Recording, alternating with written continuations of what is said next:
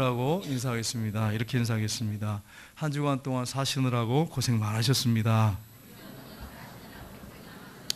한 번 더 인사하겠습니다. 기쁘고 감사함으로 사십시오. 주님이 당신과 함께 하십니다. 예, 아멘. 어느 주일학교에서 있었던 일입니다. 유치부에 아이들을 이렇게 선생님이 가르치고 있었는데, 사실 어린이들한테 말씀을 설명한다는 게 참 어렵습니다. 하나님이 전지하시다고 하는 걸 어떻게 설명하겠어요? 하나님 모든 걸 다 하신다, 모르는 게 없다, 이걸 어떻게 설명하겠습니까? 또 무소부지하시다, 안 계신 곳이 다 그 장소에 계시다, 이걸 어떻게 설명하겠습니까? 그러니까 이 치유부 선생님이 쉽게 설명을 해야 되잖아요. 그래가지고 아이들한테 설명합니다. 어린이 여러분, 하나님께서는 다 알고 계십니다. 하나님께서 모든 걸 다 보고 계십니다. 여러분, 하나님은 절대로 하나님을 여러분 속일 수가 없습니다. 하나님은 여러분의 모든 것을 하나하나 다 보고 계시고 알고 계십니다. 이렇게 설명을 했어요. 그랬더니 어떤 아이가 눈을 동그랗게 뜨고, 그러면 하나님은 귀신같이 하시네요, 이렇게 얘기했어요. 귀신같이 하시. 이 아이는 이제 하나님 모든 걸 다 한다니까. 이제 부모님들 보면 세대들이 보잖아요. 그러면 뭐 점쟁이집 가고 뭐 이러면은 귀신같이 점쟁이들이 맞춘다고 하는 그런 걸 이제 들은 거죠. 그러니까 이 아이가 이렇게 편한 거죠. 우리 하나님이 어떻게 귀신하고 비교하겠습니까? 귀신은 이 악한 영인데, 우리 하나님 천지를 창조하신 분이신데, 그분이 모든 것을 다 알고 계시죠. 지금까지도 역사하고 계시죠. 우리 예수님이 바로 하나님이 아니십니까?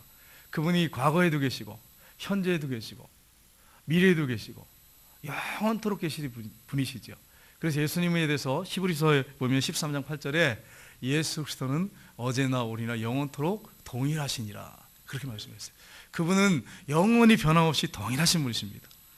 예수님께서 오늘 본문에 보시면 유대인들한테 뭐라고 말씀하시냐면, 진실로 진실로 너희에게 이르노니 아브라함이 나기 전부터 내가 있느니라, 이렇게 말씀하세요. 내가 있느니라. I am 이런 단어예요. 8번째 I am이에요. 나는 이다, 나는 있다, 나는 바로 구약에 말하는 그 여호와 하나님이다, 나는 바로 구약에도 있었고 지금도 있는 하나님이다, 그렇게 말씀하세요. 근데 여러분, 이 말씀을 한번 자세히 보셔야 됩니다. 제가 지금 금방 58절을 말씀드렸는데 한번 다시 보겠습니다. 58절 말씀 같이 읽겠습니다. 예수께서 이르시되 진실로 진실로 너희에게 이르노니 아브라함이 나기 전부터 내가 있느니라 하시니. 일반적으로 이 문구를 만약에 여러분이 쓴다면 어떻게 쓰시겠어요? 예수께서 이르시되 진실로 진실로 너희에게 이르노니 아브라함이 나기 전부터 내가 있었느니라, 있었느니라, 이렇게 되잖아요. 근데 있느니라 현재형을 쓰고 있어요. 어느 상황에도 현재형이에요. 동사하고 현재 능동형으로 되어 있습니다. 이게 뭐냐면, 나는 있느니라, 이 말씀은 무슨 말이냐면, 과거에도 있었지만 변함없이 계속 오다가 지금도 있고 앞으로도 영원히 현재형이다, 나 영원히 있다, 이거예요. 만약에 예수님이 아브라함이 나기 전부터 내가 있었느니라, 그러면 난 과거에 있었던 사람이다, 그런 표현으로 끝나는 거예요. 근데 나는 있느니라, 이 말은 아브라함 때도 있었고 지금 그때 이후에 계속 있었고 지금 있고 앞으로 미래도 영원히 있다, 현재형을 지금 쓰고 계시는 거예요. 그래서 나는 있느니라, 이렇게 명확하게 표현을 하고 있습니다. 여러분, 예수님께서 이 땅에 오셨어요. AD 4년에 오셨습니다. 성령의 능력으로 잉태되셔서 동정녀 마리아로 출생하셨습니다. 그리고 우리의 죄를 다 짊어지시고 십자가에 못 박혀 죽으시고 3일 만에 부활하셨습니다. 그게 AD예요. AD 38년 이쯤 됐습니다. 근데 아브라함은요? 아브라함은 거슬러 올라가면, 예수님이 태어나실 때부터 거슬러 올라가면 2000년 전이에요. BC 2116년, 2116년인가 그때쯤 아브라함이 이 일반적으로 학자들이 얘기해요. 그때 아브라함이 출생했단 말이에요. 2000년 전에 아브라함이 있었단 말이에요. 조상 아브라함. 근데 아브라함이 2000년 전에 있었어요. 근데 예수님 뭐라고 주장하십니까? 말씀하십니까? 당당하게 말씀하시죠. 아브라함이 나기 전부터 있었느니라. 2000년 전에 아브라함이 있었지 그 전부터는 있었고 그 위에 쭉 있었고 앞으로 영원히 있느니라, 이렇게 예수님이 말씀을 하고 있습니다. 이게 무슨 말씀입니까? 예수님은 영원히 존재하시는 분이다, 이런 말씀이에요. 나는 현재형이다, 나는 항상 존재한다. 사람은 늙고 병들고 죽지만 나는 그런 사람이 아니다. 나는 하나님이다. 나는 영원히 현지형으로 존재하는 사람이다. 하나님이다. 이렇게 표현하셨습니다.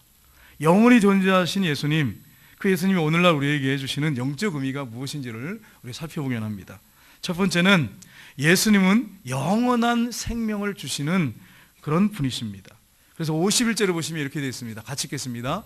진실로 진실로 너희에게 이르노니 사람이 내 말을 지키면 영원히 죽음을 보지 아니하리라. 이건 충격적인 말씀이죠. 내 말을 지키면 너희들 죽지 않는다. 영원히 산다. 쉽게 말하면 이런 말씀이에요. 여러분, 주님의 말씀을 믿는 사람은 죽지 않는다. 영원히 산다. 물론 우리가 육체가 죽겠죠. 그러나 저 나중에 예수님 재림하시면 다 부활하죠. 부활해서 영원히 사는 거죠. 예수님 이걸 말씀을 염두에 두고 하신 것입니다. 근데 유대인들은 이해가 안 되는 거죠. 그러니까 유대인들은 얼마나 충격을 받았겠습니까? 놀랐어요. 그래서 뭐라고 질문합니까? 52절 53절을 보시면 이렇게 질문하고 있습니다. 같이 읽겠습니다. 유대인들이 이르되 지금 내가 귀신 들린 줄 아노라. 아브라함과 선지자들도 죽었거늘 내 말은 사람이 내 말을 지키면 영원히 죽음을 보지 아니하리라 하니 너는 이미 죽은 우리 조상 아브라함보다 크냐? 또 선지자들도 죽었거늘 너는 널 누구라고 하느냐? 이런 질문을 하고 있어요. 이게 쉽게 제가 설명하면 무슨 말이냐면, 야, 우리 조상 아브라함 죽었고 선지자도 죽었어. 근데 넌 무슨 통뼈라고 네가 안 죽는다 그래? 너는 왜 안 죽어? 그리고 네 말을 지키면 안 죽는다고, 이게 무슨 말이야 이게? 어떻게 이런 말을 네가 할 수 있는 거야? 쉽게 말하면 이렇게 얘기한 거예요. 그러니까 이해가 안 되니까 이렇게 지금 예수님께 질문하는 거예요. 예수님이 이 질문에 대해서 뭐라고 말씀하십니까? 예수님이 죽은 지 나흘 된 나사로를 살리시기 전에 뭐라고 말씀하셨습니까? 이렇게 말씀하시죠. 나는 부활이요 생명이니 나를 믿는 자는 죽어도 살겠고 살아서 나를 믿는 자는 영원히 죽지 아니하리라. 그렇게 말씀했잖아요. 그럼 나사로의 무덤에 가셔서 나사로야 나오너라 그랬더니 죽은 나사로가 걸어 나왔어요. 그리고 예수님 십자가에 죽으시고 3일 만에 부활하셨어요. 이걸 통해서 뭘 보여주십니까? 부활이 있다고 하는 걸 분명히 보이시고, 부활한 다음에 예수님 무덤이 지금까지 보였단 말이에요. 부활의 첫 열매가 되셔서 지금까지 영원히 살아계신단 말이에요. 부활이 있고 영원히 산다고 하는 것을 예수님이 자신의 몸으로 직접 보이셨어요. 나사로 살림으로 말미암아 부활이 있다는 걸 보여주시고, 이걸 분명히 보이신 것입니다. 28절을 보시면 이렇게 되어 있습니다. 10장 28절 같이 읽겠습니다. 내가 그들에게 영생을 주노니 영원히 멸망하지 아니할 것이요 또 그들을 내 손에서 빼앗을 자가 없느니라. 예수님은 어떤 분이시라고요? 그들에게 영생을 주노니, 우리에게 영생을 주시는 분이시다. 예수님이 분명히 말씀합니다. 영생을 주시는 분은 누굽니까? 하나님이시죠. 천지를 창조하신, 인간을 만드신 하나님만이 우리에게 영원한 생명을 주시는 거죠. 우리 인간이 어떻게 원숭이가 사람이 됐겠습니까? 말이 되는 소리입니까? 여러분, 우리 권사님들, 집사님들한테 제가 질문하잖아요. 질문하면 권사님 마음도 늙으셨죠? 그러면 목사님 무슨 말씀이세요? 내 마음은 이팔 청춘이에요. 마음 안 늙어요. 몸이 늙어서 못 따라와서 그렇지. 우리 권사님들 마음이 난 100세처럼 80세처럼 늙었다고 하는 분 손 들어보세요. 한 분도 없잖아요. 마음은 이팔 청춘이에요. 몸이 안 따라서 그렇지. 마음은 안 늙어요. 우리 안에 영이 안 늙어요. 그러니까 마음은 여전히 옛날 모습 그대로예요. 근데 몸만 늙는 거지. 영생을 우리 하나님 인간에게 주셨어요. 만드셨어요. 근데 죄 때문에 육체는 죽게 됩니다. 그러나 영혼은 하나님 나라 갔다가 예수님 재림하실 때 영혼과 육체가 하나 돼서 영원히 부활합니다. 영원한 삶을 삽니다. 예수님은 우리에게 영생을 주러 오셨다고 분명히 말씀하셨어요. 예수님은 하나님이세요. 여러분, 도표 하나를 보겠습니다. 자, 글씨 보이십니까? 안 보이세요? 보이세요? 저 뒤에 보이세요? 맨 뒤에 보이세요? 예. 여기 보시면 예수님은 자신이 하나님이라고 주장했어요. 난 하나님이다. 너에게 영생을 준다. 그러면 여기서 양자 택일할 수 있겠죠. 어떻게 택일할 수 있습니까? 예수님이 하는 주장이 거짓이다. 둘로 나눌 수 있죠. 크게 둘로. 예수님이 주장하는 거짓이다. 예수님이 주장하는 것이 사실이다. 진실이다. 이 둘로 나눌 수 있어요. 크게. 이거 가지고 보시면 돼요. 둘로. 그러면 이제 거짓이다라고 보겠습니다. 예수님이 주장하신 것이 자기가 하나님이라고 하는 거 거짓이다. 그러면 먼저 이 사다리 타기를 해서 보십시오. 맨 끝에 오른쪽을 보시면 내가 하나님이다. 내가 영생을 주러 왔다. 막 이렇게 하는데 만이 자신이 주장하는 것이 자기가 거짓말이라고 하는 걸 자기 알아요.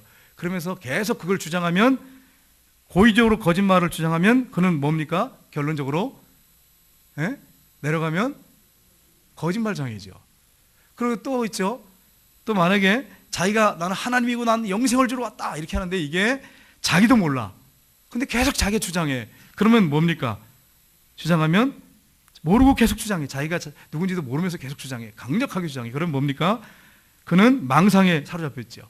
과대 망상증 환자죠. 그럼 마지막에 내려오면 뭡니까? 미치광이에요. 미치광이. 유대인들이 네가 귀신 들렸다 이게 그 말이에요. 너 귀신 들렸지? 너는 정말 망상에 빠졌구나. 망상에 빠졌어. 이 얘기예요. 너 귀신 들렸어. 이 얘기예요 지금. 그러면 예수님이 하나님이시고 그분이 영생을 주신 분이시라면, 이것이 진실이라면, 사실이라면 그분은 누굽니까? 그분은 구주십니다. 메시아십니다. 메시아시. 그러면 내려오셔서 택해야 돼요. 뭘 택해야 됩니까? 그분을 받아들이든지 받아들이지 않든지. 우리가 받아들여서 하나님의 자녀가 됐잖아요. 어떤 분들은 논리적으로 맞네, 이해 가네, 근데 나는 못 믿겠습니다. 이런 분이 있어요. 그러면 이분은 이제 영생을 받을 수가 없는 거죠. 영생을 얻을 수가 없죠. 천국에 갈 수가 없죠. 무슨 말인지 알겠는데 못 믿겠습니다. 그러면 이분은 이제 어떻게 하겠어요? 하나님 자녀가 될 수가 없는 거죠. 우리는 그걸 그대로 사실을 받아들이지 않습니까? 그러니까 우리가 하나님의 자녀가 된 거예요. 예수님은 하나님의 아들이시고 그분은 분명히 우리에게 영생을 주시는 하나님이십니다. 이 사실을 여러분 굳게 믿고 흔들리지 마시고, 주님이 이제 재림 오십니다. 오시면 우리가 다 부활할 거고 우리가 영원한 생명을 얻게 될 것입니다. 이 사실을 믿고 신앙생활 하시기를 주님의 이름으로 축복합니다. 예수님은 거짓말장이나 미치광이가 아니에요. 오늘 본문에 유대인들이 귀신 들렸어 하는 것처럼 귀신 들린 분이 아니에요. 분명히 그분은 자신이 누군지를 알고 있었고, 그리고 수많은 영혼들을 고치시고 귀신을 쫓아주시고 죽은 지 나흘 된 나사로를 살리시고 죽은 어린아이를 살리시고 죽은 청년을 살리시고 죽은 사람을 그냥 명하면 그냥 일어났어요. 살아났어요. 그분이 어떻게 하나님이 아니라고 말할 수 있겠습니까? 그분은 우리에게 영생을 주시는 하나님이십니다. 하나님의 아들이십니다. 이 사실을 우리가 분명하게 믿고 신앙생활을 해야 됩니다. 두 번째는 예수님은 영원한 자유를 주시는 분이십니다. 예수님은 영원한 자유를 주시는 분이신데 우리 31절 32절을 보겠습니다. 같이 읽겠습니다. 그러므로 예수께서 자기를 믿는 유대인들에게 이르시되 너희가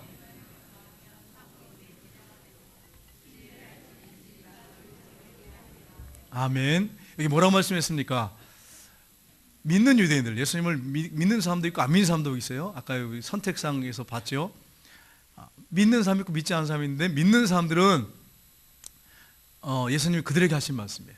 너희가 내 말에 거하면, 머물면, 내가 선포하는 이 말에 거하고 체류한다면, 그러면 너희는 내 제자가 되고 진리를 알지니 진리가 너희를 자유롭게 만들 것이다. 이렇게 말씀했습니다. 그러니까 우리가 하나님의 말씀 안에 거하면 뭘 얻습니까? 자유함을 얻습니다. 여러분, 크리스찬들이 어디서 자유함을 얻느냐? 우리 예수 믿는 사람들은 하나님의 말씀 안에 거하고 체류하면 자유함을 얻습니다. 여러분, 물고기는 어디서 자유함을 얻습니까? 물속에서 자유함을 얻어요. 물고기는 육지로 육지가 좋아, 비행기도 타고 싶어, 나 배 안 타고 싶어, 이러면서 예를 들어서 차 타고 싶어 이러면서 뛰어 올라오면 죽는 거예요. 물속에 안에서 자유가 있는 거예요. 우리는 물속에서 자유함을 얻을 수가 없어요. 땅에 살아야, 숨을 쉬어야 우리 자유함을 얻습니다. 새들은 어디서 자유함을 얻습니까? 공중에서 날아다닐 때 자유함을 얻어요. 걸어다니면 안 되죠. 새들이 얼마나 불편하겠어요? 마찬가지로 우리는 말씀 안에 체류하고 거하면 자유함을 얻습니다. 여러분, 두 가지 자유를 주십니다. 첫째는 뭐냐면 예수님이 십자가에 못 박혀 죽으시고 부활하심으로 말미암아 우리를 죄에서 자유하게 하셨어요. 그래서 예수님을 믿으면, 우리가 죄를 질 때마다 솔직하게 고백하고 죄에서 돌이키기만 하면 우리는 죄에서 자유함을 얻습니다. 예수님이 십자가에서 우리의 모든 죄를 다 해결해 오셨어요. 그래서 우리는 예수님을 믿을 때 우리는 그 안에서, 예수님 안에서 자유함을 얻습니다. 그러므로 이제 그리스도 예수 안에 있는 자에게는 결코 정죄함이 없나니, 그렇게 말씀했어요. 우리는 정죄받지 않습니다. 죄의 용서 받았어요. 그리고 두 번째는 뭐냐면 삶에서의 자유입니다. 삶에서 자유. 그러니까 우리가 말씀 안에 체류하고 머물면 말씀 안에서 자유함을 얻습니다. 제가 하나 예를 들까요? 우리가 하루를 이렇게 살다 보면 힘들고 어려운 일들이 있습니다. 속상한 일들이 있고 시험에 빠지는 경우가 있어요. 시험에 드는 경우가 있어요. 막 어려운 일들이 막 생겨요. 그러면 여러분 어떻게 하십니까? 말씀 안에 구하면 자유함을 얻습니다. 자유함을 얻는데 말씀 안에 거하지 못하면 자유함이 없고 엉망불평이 막 생겨요. 예를 들어서 여러분, 고린도전서 10장 13절을 제가 계속 암송하고 있습니다. 고린도전서 10장 13절이 뭡니까? 사람이 감당할 시험 밖에 너에게 당한 것이 없나니 오직 하나님이 부사 너희가 감당치 못한 그 시험을 허락하지 아니하시고 시험 당할 쯤에 또한 피할 길을 내사 너희로 능히 감당하게 하시느니라. 이 말씀을 내가 늘 암송하고 이 말씀 안에 거하잖아요. 그러면 지금 내가 일어나는 좋지 않은 일에 대해서 원망불평할 일이 없는 거예요. 짜증을 낼 필요가 없는 거예요. 왜요? 감당 못할 걸 안 주시니까. 확실하니까. 그러니까 뭘 할 수 있을까요? 하나님을 찬양하게 되고 하나님 앞에 감사하게 되고 세상 사람들이 사는 스타일로 살지 않게 되죠. 세상 사람들과 똑같이 살지 않게 되는 거죠. 그러니까 우리는 어디 안에 거해야 됩니까? 말씀 안에 거해야 돼요. 말씀 안에 거하면 뭘 얻습니까? 자유함을 얻습니다. 자유함을 얻어요. 그러니까 여러분 하나님 말씀 부지런히 묵상하고 읽고 해야 될 게 뭐냐면 암송해야 돼요. 주일학교 교사 선생님들은 아이들한테, 부모님들은 어린아이들한테 말씀을 많이 암송시키세요. 그걸 짐으로 만들어 놓지 말고 그 말씀 안에 살아가도록 만들어 놓으셔야 돼요. 이거 암송하라 하면 짐이 될 수 있잖아요. 강제로 막 암송하라. 너희들 이 말씀 암송하고 아무거나 다 그렇게 막 암송하면 안 되고 중요한 구절을 뽑아서 처음에는 정말 좋은 구절을 뽑아서 암송시켜서 너 이 말씀대로 살아봐라. 그 안에 자유함이 있다. 그런데 그 안에서 자유함을 만끽하면 그 맛을, 말씀의 맛을 느끼면 계속 살아가는 거죠. 그 말씀 안에서. 그러니까 여러분 우리가 해야 할 일이 뭡니까? 말씀 안에 거하는 거예요. 치료하는 거예요. 그러면 뭐가 있어요? 우리 안에 자유함이 있어요. 여러분 KTX나 기차는 그 선로를 다닐 때 자유함이 있어요. 그걸 없애버리면 자유함이 없는 거, 못 가는 거죠. 마찬가지로 우리는 말씀 안에서 자유함이 있습니다. 자유함을 가지고 나갑니다. 근데 그 자유가 어떤 자유입니까? 그냥 일반적인 잠깐 있다 없어진 자유가 아니라 말씀을 암송하면서 살면 영원한 자유예요. 죽을 때까지 자유함을 그 말씀 안에서 누려요. 그래서 하나님 말씀을 여러분이 열심히 묵상하고 암송하는 것이 중요해요. 제가 이렇게 실제로 실천해 보니까 그래요. 아, 말씀 안에 자유가 있구나. 자유가 있구나. 행복이 있구나. 기쁨이 있구나. 물론 힘들고 어려워요. 좁은 길을 가는 거예요. 그러나 그 안에서 자유함이 있습니다. 세 번째는 예수님은 영원한 구원자이십니다. 요한복음 8장 56절에 보시면 이렇게 되어 있습니다. 요한복음 8장 56절 같이 읽겠습니다. 너희 조상 아브라함은 나의 때 볼 것을 즐거워하다가 보고 기뻐하였느니라. 여러분 이게 원어상에 보면 동사인데 제1부정각으로 되어 있습니다. 과거에 아브라함이 나를 봤다 이 얘기예요. 지금 봤다는 얘기 아니에요. 아브라함이 과거에 나를 봤다. 보고 즐거워했다. 이렇게 얘기했어요. 이해가 안 되잖아요. 2000년 전 아브라함이 지금 2000년 후 예수님이 탄생하셔가지고 33세까지 사역을 하셨단 말이에요. 근데 예수님하고 2000년 떨어져 있는데 아브라함이 그때 2000년 전에 예수님을 봤다는 거예요. 메시아를 봤다는 거예요. 보고서 어떻게 했다고요? 보고 기뻐했느니라. 과거에 그랬다는 거예요. 그러니까 유대인들은 이게 도저히 무슨 말인지 이해가 안 되는 거죠. 그래서 충격에 빠졌어요. 그래서 뭐라고 얘기합니까? 57절 보겠습니다. 같이 읽겠습니다. 유대인들이 이르되 내가 아직 50세도 못 됐는데 아브라함을 보았느냐? 이게 무슨 말이냐면 너 나이가 2050살이야? 아브라함 때 있었어? 그리고 지금까지 이렇게 살아와서 있었던 거야? 네 50도 안 됐잖아. 50도 안 된 사람이 어떻게 알아? 어떻게 예수님을 봤다 그래? 그 아브라함이 너를 어떻게 봤다는 거야? 지금 이 얘기를 하고 있는 거예요. 여러분 이 말씀 우리가 사실 보면 이해가 잘 안 됩니다. 그러나 우리가 기억할 것은 뭐냐면 아브라함이 나기 전부터 내가 있었느니라 그랬습니까? 있느니라 그랬습니까? 있느니라 그랬어요. 아브라함 때도 있었고 아브라함 전에도 있었고 지금까지 있었고 지금 현재 있고 앞으로 영원히 존재한다. 나는 현재형이다. 항상 존재한다. 이걸 말씀하고 계십니다. 그러니까 여러분 여기서 2000년 전에 아브라함이 봤다는 거예요. 예수님을. 그러면 아브라함이 정말 예수님을 봤냔 말이에요. 2000년 전에. 예, 우리는 두 가지로 볼 수 있습니다. 첫째는 뭐냐면 아들 이삭의 출생 때입니다. 그때 봤습니다. 이게 무슨 말씀입니까 목사님? 우리 성경 구절 한번 보겠습니다. 창세기 12장 2절 3절 보겠습니다. 같이 읽겠습니다. 내가 너를 큰 민족을 이루고 내게 복을 주고 내 이름을 창대하게 하리니 너는 복이 될지니라. 너를 축복하는 자에 내가 복을 내리고 너를 저주한 자에게 내가 저주하리니 땅의 모든 족속이 너로 말미암아 복을 얻을 것이니라 하시니라. 너를 축복한 자에게 뭐를 받는다고요? 복을 받고 너를 저주한 자는 저주받느니라. 여러분 우리가 얼마나 대단한 존재인지 아브라함에게만 하신 말씀이 아니고 우리에게 하신 말씀이에요. 너를 축복한 자에게 내가 복을 내리고 저주한 자에게 내가 저주하리라. 성경에 보면 크리스찬들이, 믿는 사람들이, 그리스도인들이 축복하면 축복을 주신대요. 어떤 사람을 평안을 구하면 그 집에 평안이 그대로 머물 것이다. 그렇게 말씀했잖아요. 그러니까 여러분 뭘 하며 사셔야 돼요? 축복하며 사셔야 돼요. 맨날 안 좋은 소리, 부정적인 소리, 저주의 소리 이런 걸 하시면 안 돼요. 크리스찬들은 그렇게 하시면 안 돼요. 축복하셔야 돼요. 근데 여러분 다시 한번 보세요. 그 9절. 9절 한번 보겠습니다. 내가 너로 큰 민족을 이루고 내게 복을 주어. 근데 아브라함이 지금 75세 부름받을 때 이게 주신 말씀이거든요. 본토 친척 아비 집을 떠나라. 내가 내게 지시할 땅으로 가라. 그러면서 이 말씀 하셨거든요. 근데 아브라함이 75세 때인데 사라는 65세예요. 자녀가 없었어요.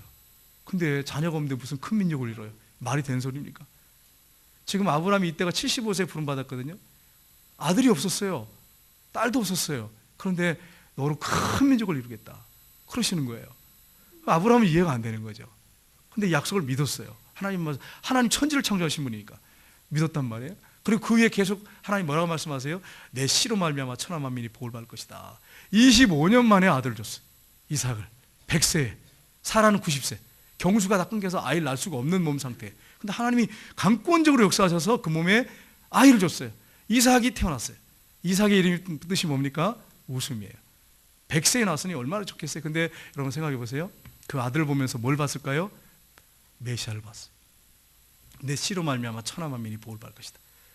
아브라함이나 아브라함의 아들 이삭 때문이 아니라 그 후손을 쭉 내려가면 거기서 누가 나옵니까? 아브라함과 다윗의 자손 예수 그리스도의 세계라. 예수님이 태어나셨잖아요.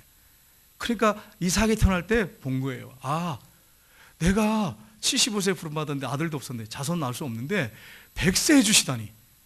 그러면 약속 이루어주시겠네. 그러면 이 아들을 통해서 후손이 날 텐데 거기서 메시아가 온단 말이야. 천하 만민이 그 사람을 통해서 복을 받는단 말이야. 이걸 봤다는 거예요. 또 한 가지는, 두 번째는 뭐냐면 이삭을 모리아산에 번제로 바칠 때 봤습니다. 둘째는 이삭을 모리아산에 번제로 드릴 때 봤습니다. 아브라함이 100세에 이삭을 낳았습니다. 여러분 생각해 보세요. 100세에 아들 낳았으니 얼마나 그 아들이 사랑스럽겠어요. 75세에 부름받아서 25년 만에 낳았단 말이에요. 그래가지고 그 아들 너무 귀해가지고 눈에 너도 안 아픈 아들이죠. 막 그 아들 얼마나 귀하게 여겼는지 아들의 아예 푹 빠져 사는 거예요. 푹 빠져 살아. 그러니까 하나님이 시험하시는 거예요. 여러분 자녀를 너무 사랑하시면 하나님 시험하십니다.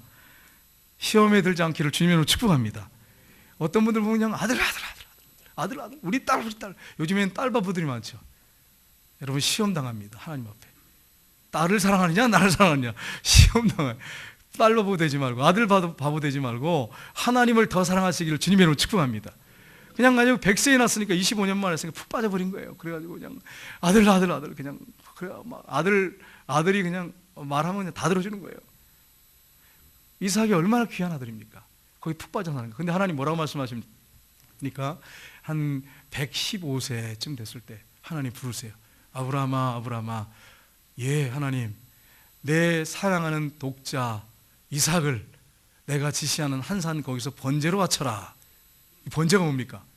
죽여가지고 닭을 떠가지고 물로 씻어서 내장 다 긁어내고 불태워서 제단 위에다가 나무 벌려놓고 거기서 불태워서 드리는 거예요.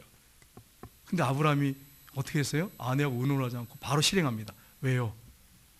아브라함이 무슨 믿음이 있었을까요? 아들을 죽여서 번제 바친다고 하는 것은 참 아버지로서 못할 일이지만 이 아들이 죽어도 산다고 하는 걸 믿었어요. 왜냐하면 그 하나님 약속하셨잖아요. 이 아들을 통해서 천하 만민이 복을 받을 것이야. 그랬으니 이 아들을 내가 죽이고 번제로 바쳐도 이 아들은 살 거라고 하는 확실한 믿음을 갖고 있었던 거예요. 그러니까 아내하고 의논하지 않고 가슴 아프지만 그 아들을 데리고 간 거예요. 그래서 여러분 모리아산에 갔어요. 그래서 아들을 묶었어요. 번제단을 이렇게 만들어 놓고 나무 버려놓고 아들을 위에다 올려놓고서 묶어서 죽이려고 딱 그랬어요. 칼을 뽑아서. 이거는 그냥 연습한 게 아니에요. 실제로 죽이려고 그랬어요. 딱 그랬어요. 뽑아서. 그러니까 하나님 뭐라고 말씀합니까? 아브라함아. 하나님이 급하셨죠. 아브라함아 됐다. 내가 이제야 나를 경외하는 줄 알았다. 네가 나를 이제야 사랑하는 줄 알았다. 이런 시험 안 당하려면 여러분 하나님을 더 사랑하셔야 돼요. 그러니까 하나님이 그렇게 말씀하셨어요. 옆에를 딱 봤습니다. 봤더니 이미 하나님이 뿌리 수풀에 걸려있는 양을 딱 준비해놓고 기다리고 계셨어요. 그 이삭 죽이러 가신 게 아니죠. 시험하신 거죠. 양을 준비해놨어요. 그래서 아브라함하고 이삭이 그 양을 각을 떠가지고 번제로 바칩니다. 그걸 보면서 아브라함이 무슨 생각을 했을까요? 이 아들을 통해서 천하 만민이 복을 받을 것이라고 했는데 그 아들 대신에 양이 죽었어요. 인류를 대신해서 앞으로 메시아가 대신 죽는구나. 양처럼 죽는구나. 그걸 본 거예요. 메시아를 봤다는 거예요. 과거에. 아브라함은 봤습니다. 메시아가 어떤 분인지를 봤어요. 눈으로 뭐 아브라함 예수님이 이렇게 걸어다니는 거 보고 그랬다는 게 아니라 이런 사건을 통해서 아, 메시아가 이런 분이구나. 하나님의 아들이 오시는데 이런 분으로 오시는구나. 이걸 봤다는 거예요. 그러니까 예수님이 네가 50도 못 됐는데 봤느냐? 뭐 아브라함을 봤느냐? 네가 어떻게 아느냐? 이렇게 한 것은 영적으로 눈이 어두니까 몰라서 한 소리죠. 예수님은 영적으로 분명하게 말씀하시고 예수님이 육적으로 있어도 뭐 봐도 모르죠. 뭐 하나님이 어떻게 합니까? 그 사람들이. 그러니까 예수님이 이렇게 말씀하신 거예요. 아브라함 봤다 이미. 나를 봤다. 내가 어떤 사람인지 봤다. 그렇게 예수님이 설명하신 것입니다. 여러분 그렇습니다. 예수님의 이름의 뜻이 뭡니까? 자기 백성을 저희 죄에서 구원할 자십니다. 죄에서 구원할 자. 그리고 여러분 예수님이 세례받으러 오실 때 세례요한이 예수님 보고 뭐라고 외칩니까? 보라 세상 죄를 지고 가는 하나님의 어린 양이로다. 아브라함이 칼로 양을 잡아 죽이면서 거기서 메시아가 인류를 대신해서 이삭을 대신해서 양이 죽은 것처럼 인류를 대신해 죽을 거라고 하는 걸 봤어요.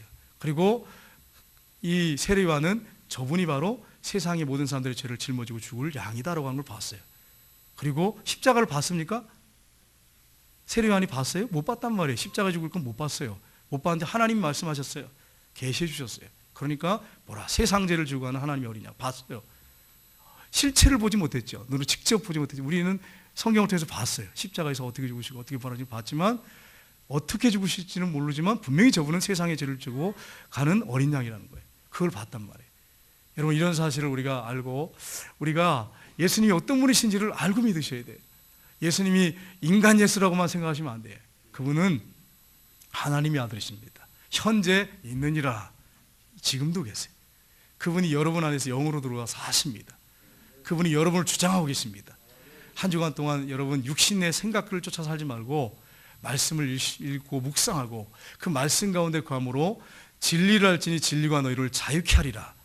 이걸 만끽하고 사시고 죄에서 묶여가지고 나 죄 때문에 어떻게 두려워 기도 못하겠어 이렇게 하지 마시고 죄에서 자유함을 주셨어요.